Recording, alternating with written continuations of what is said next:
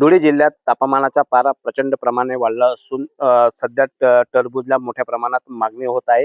गेल्या 2 दिवसापूर्वीच मुंबई येथे मोठी दुर्दैवी घटना घडली होती. कलिंगड खाल्ल्यामुळे 4 जणांचा दुर्दैवी मृत्यू झाला होता.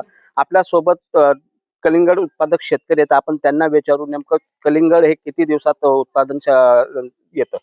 काय सांगाल दादा? कलिंगड हे पीक 75 ते 80 दिवसाचं येणारं पीक आहे.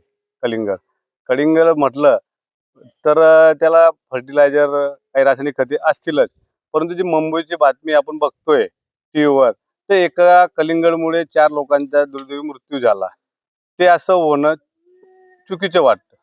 परंतु ते टरबूजमुळे होईल अशी शाश्वती नाहीये. का तर एकाच टरबूजमुळे ही घटना का घडली? एका कलिंगडमुळे. कारण की जर गाडी 10-20 टन गाडी मार्केटला जाते, शेतकरी असेल व्यापारी असेल, त्याने ते एक टरबूज त्या परिवाराला दिलं, तर एका परिवार का मरू शकतो, मग बाकीच्यांना असं का झालं नाही?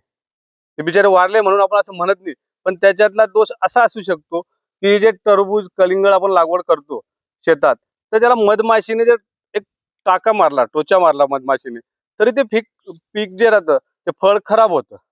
तसंच ह्या पिकावर सर्पदंश विषारी झाल्या कारणास्तव ही घटना घडू शकते.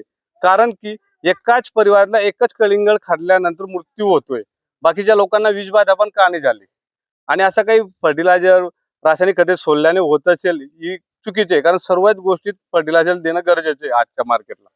व्यापारी कलिंगड लवकरात लवकर यावं यासाठी व्यापारी काही केमिकलचा वापर करतात असं आपल्याला वाटतं का? व्यापारी नाही करत सरजी. व्यापारीचा काही रोल येत नाही. शेतकरी तयार करतो.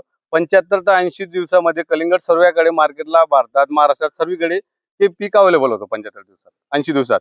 आणि त्याला काहीतरी रासायनिक खते द्यावं लागतात त्या गोष्टीसाठी. त्यामुळे व्यापाऱ्याचा काही रोल येत नाही त्याच्यात, आणि ते त्याशिवाय येत पण नाही काही दिल्याशिवाय. या बातमीमुळे कुठेतरी शेतकरी उत्पादक मुळे कुठे आपल्याला घट पाहायला मिळते, कसं वाटतं? कशी घट झाली? नाही, घटगणे समजदार लोक आहेत. साधारण ती एक गाडी विकली गेल्यानंतर एका परिवारामध्ये झालं, त्याच्या हा परिणाम कृषी सहाय्यक असतील, मोठे अधिकारी असतील, यांनी स्टेटमेंट देणं गरजेचं आहे. कारण एक कलिंगड खाल्ल्याने जर का एक परिवार मरतोय, एकाच फळामुळे काय ही घटना घडते? बाकीच्या ट्रक विकला गेला त्या शेतकऱ्याच्या, त्या व्यापाऱ्याच्या, तिथं काही घटना नाही घडली. याच्यावर कृषी सहाय्यक असतील, अधिकारी वगैरे असेल, ज्यांनी तंत्र त्यांनी बोलणं गरजेचं आहे. कारण कलिंगड खाल्ल्याने तो मरू शकतो हे खोटे, परंतु अशी 1% घटना मी म्हणू शकतो की सर्पदंश विषारी झाल्याने ही घटना घडतेच आहे. विषारी सापाने कुठेतरी त्या कलिंगडला स्पर्श केल्या, डंच मारला असेल, म्हणूनच दुर्दैवी चौघांचा मृत्यू झाल्याचे या ठिकाणी शेतकऱ्यांचं म्हणणं आहे. ईश्वर बोरसे, लोकशाही मराठी, धुळे.